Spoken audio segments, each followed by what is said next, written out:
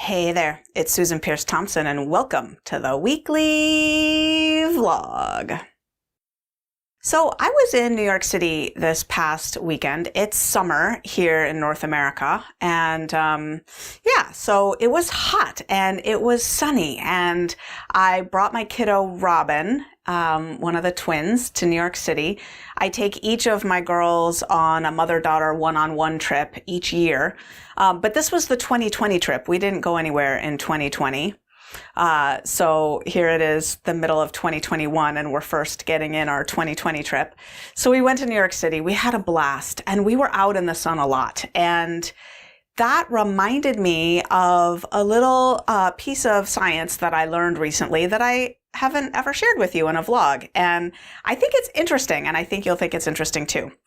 So this little tidbit relates to the regulation of hunger and satiety, which satiety meaning fullness or satiation or the desire to stop eating. And that mostly happens in the hypothalamus, which is a little cluster of nuclei kind of near the pituitary gland. It's like deep in the brain. We're talking really ancient regulatory centers. And the hypothalamus regulates a lot of stuff like a thermostat would, with a lot of feedback loops, a lot of it relating to the endocrine system and our hormones. So it regulates metabolism and it regulates hunger and satiety and it regulates the sex drive and it regulates thirst and it regulates temperature and sort of all these things that kind of want to be kept within a narrow band or a particular range. Like think about temperature, right? We can't get too hot. We can't get too cold. That's what it means to be warm-blooded, right? We got to keep it within a range.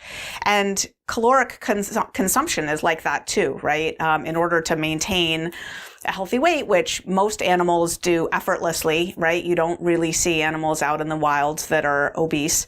The hypothalamus does its job with all these hormones involved and all these feedback loops. Now, mainly around here, we've talked about leptin primarily, and that is a hormone that's produced by fat cells when they're nice and plump, and it circulates back to the brain, to the hypothalamus, and also to the brainstem to shut off feeding, to say, hey, we have enough fuel on board here.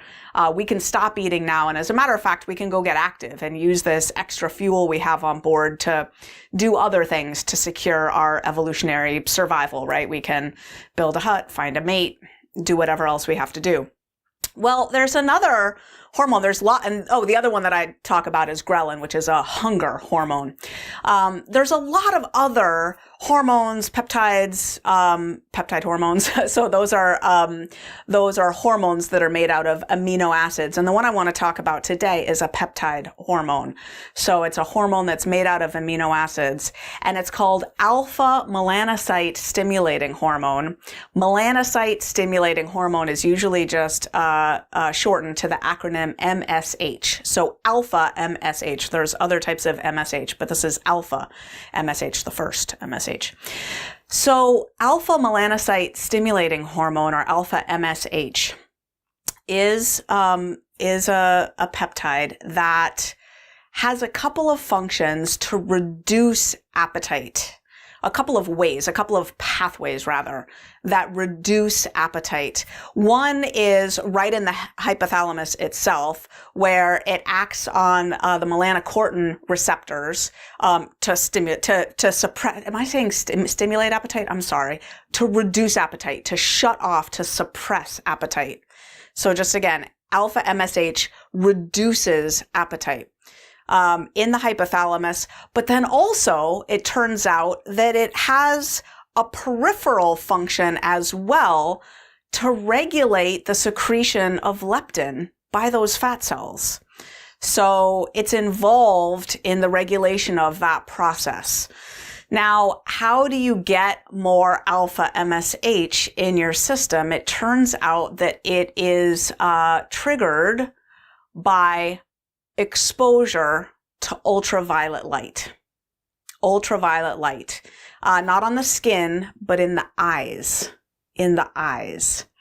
And so this is what I was thinking about as I was getting all this daytime, all day sunlight in New York City. As I was like, Right. I need to tell people this is the mechanism by which animals and humans tend to eat less and be less hungry during the summer, when they're getting the spring and summer, when they're getting lots of light exposure to their eyes.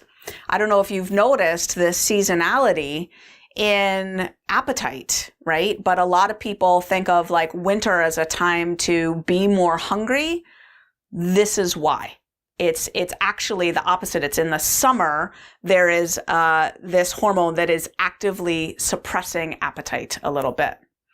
So just an interesting thing. It's first of all, I think it's interesting just to know the hormonal sort of substrate of that phenomenon, the suppression of hunger during the summer. Another few little tidbits about alpha-melanocyte stimulating hormone, Alpha-MSH, is the melano, right? You hear the melano in there, so melanin. It also makes you tan. So it stimulates the production of melanin and helps to make you tan. It also has this other involvement in the libido. So it makes you really horny. So there are people who, I'm not recommending this. Just hear me. I am not recommending this. I don't know that it's safe. I don't think it's healthy. I would never do it. But there are people who inject Alpha-MSH. And even without any exposure to sunlight, their appetite is suppressed. They get really tan. And apparently they get outrageously, ridiculously, pathologically horny. So it's this, I don't know, subgroup of people that do this. I've only heard of this third hand. I don't know. But anyway, I don't recommend that. But it's interesting that you can get tan, and not from a spray-on thing, but you can get tan just by injecting this particular hormone. So it's involved in those three pathways. But I think it's interesting to know, first of all, why people tend to be less hungry during the summer, more hungry during the winter. But it's also just an interesting thing to be reminded of, that in general, exposure to sunlight during the day is very healthy. Exposure to sunlight. I mean, be careful, of course, in terms of cancer and so forth. But sunlight, generally speaking, has a lot of important things that it does for us.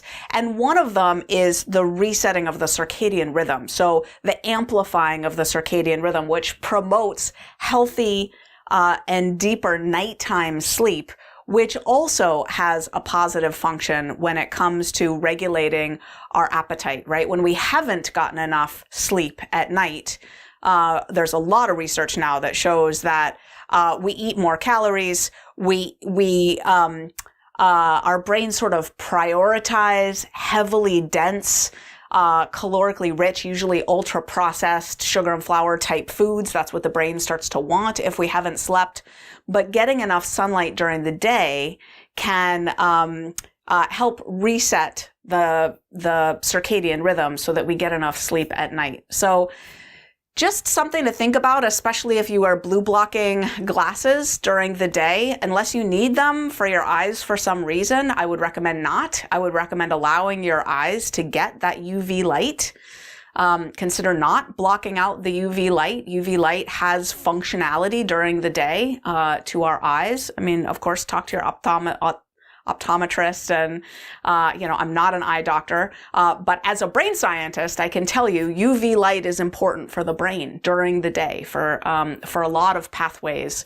Those photons in particular activate a lot of processes that are healthy. So anyway, when I learned this, I thought, oh, that's the reason that people generally report and experience a little bit of appetite suppression during the summer, and conversely, sort of a feeling of more appetite during the winter. Now, you might wonder, can you get fake UV light and stimulate this as well? And the answer is yes, you can. So consider maybe during the winter getting yourself some exposure to UV light into the eyeballs during the day, just as a way to stimulate these processes. And just make sure that you don't do it too close to bedtime, right? So during the day being the operative word, like when the sun is out.